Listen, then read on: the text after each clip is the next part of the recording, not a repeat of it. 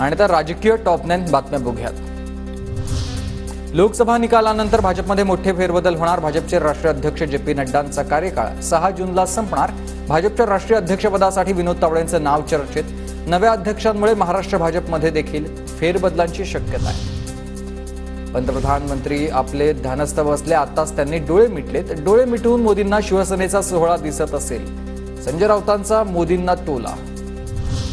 9 जूनला शरदचंद्र पवार पक्षाच्या देशभरातील सर्व प्रदेशाध्यक्षांसह कार्यकारिणीची बैठक।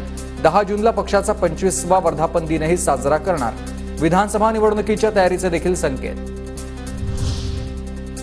3 जून रोजी गोपीनाथ मुंडेंच्या पुण्यतिथीनिमित्त आयोजित सर्व कार्यक्रम रद्द। 4 जूनला मतमोजणी, त्यामुळे गोपीनाथ गडावर न येता आहात तिथेच राहून मुंडेंचं पुण्यस्मरण करा, पंकजा मुंडेंचं आवाहन। पुसदमध्ये आता झळकलेत ठाकरे गटाचे उमेदवार संजय देशमुखांच्या विजयाचे बॅनर। विजय निश्चित अशा आशयाखाली हे बॅनरबाजी।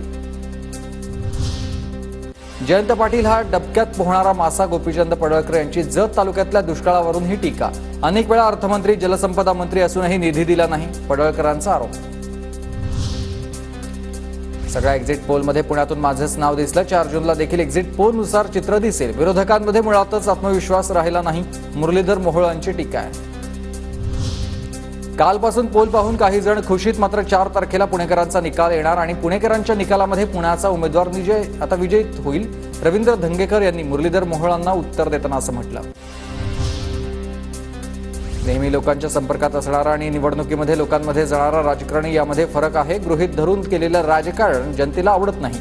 ओमराजे निंबाळकर यांची ही टीका विरोधकांवर।